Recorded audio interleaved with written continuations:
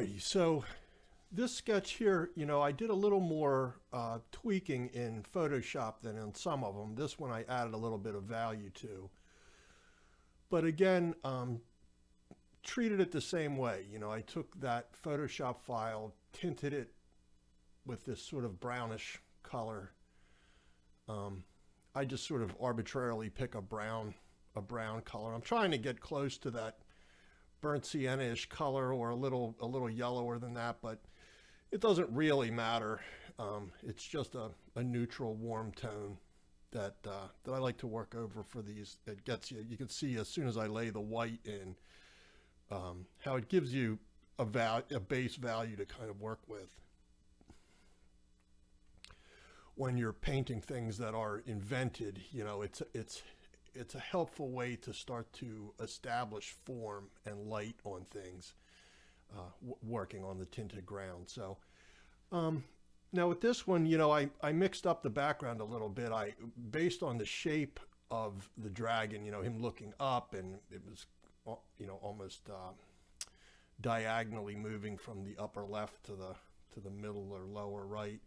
I decided to keep the gradation going that way as well, so that the horn and the snout, the nose would be the thing that kind of jut out, and that would be the area that we're really going to see the most. And as we get around to the neck and underneath the horn and things like that, it will start to kind of blend into the background a little more. So I didn't want a lot of stark definition there. And again, I've talked about the eye in some of the other one, and that's not so much the case with this, but it really is just that upper part of the skull on this guy here. I like to try and keep the backgrounds a little loose and gestural also. That's just an artistic choice. I could feather that down, blend that down to being a real smooth gradation, but I like seeing some of the brushwork in this. And so again, as I do many times, I kind of start with some of the darker areas, some of the darker shadows, and get them established and laid in.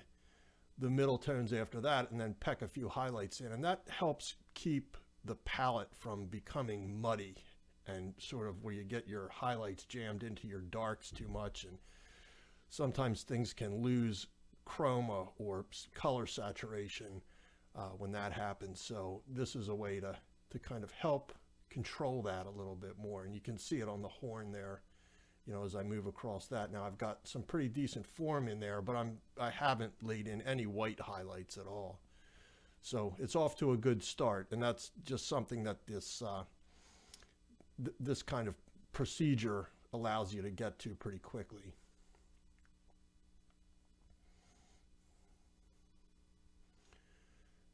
Now this guy, the muscles in the jaw is an important element, more so than the scales on this. There's a more dominant scale pattern.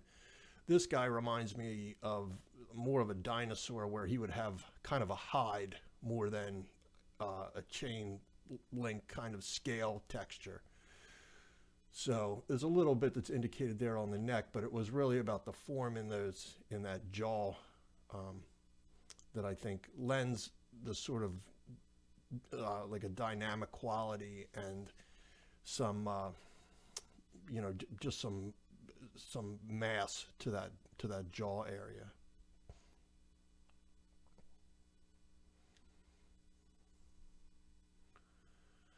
And something else I guess I should probably talk about a little bit is the teeth. I generally lay in like a middle tone. These guys aren't fresh out of having their teeth bleached and all that kind of stuff. So they, their teeth aren't going to be brilliant white. I really try and save the white highlights on the teeth and things to help me depict wetness more so than the value of the tooth itself.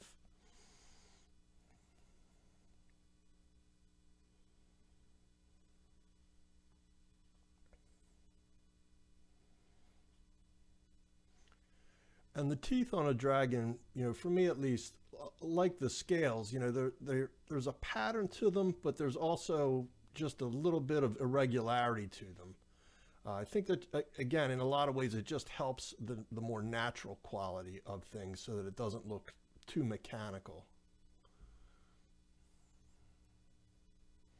So I kind of work my way around, get everything covered with paint, and then go back in and kind of establish the highlights. You see, I kind of do that on the horns here, on these upper horns, by just pecking in these little whites. But had I painted the whole thing with a white highlight to begin with, I would have had a value that was just too high, too white.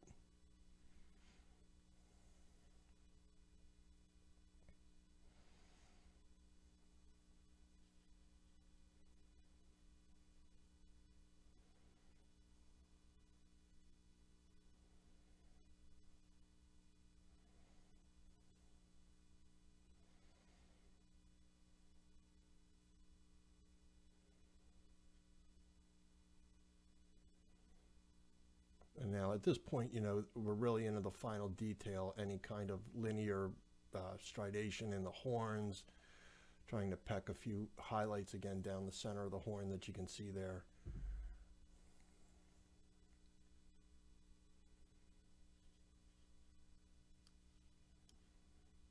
Just crisp up a couple things and let that neck sort of flow into that middle tone that I had laid down. That seems to be working out pretty well. A couple of the darker accents, and the black I use pretty sparingly. Usually, the lamp black I use with some burnt sienna or burnt umber to warm it up a little bit, so it's not really black, but you can kind of see the way I use it to just accent some of the things towards the end here.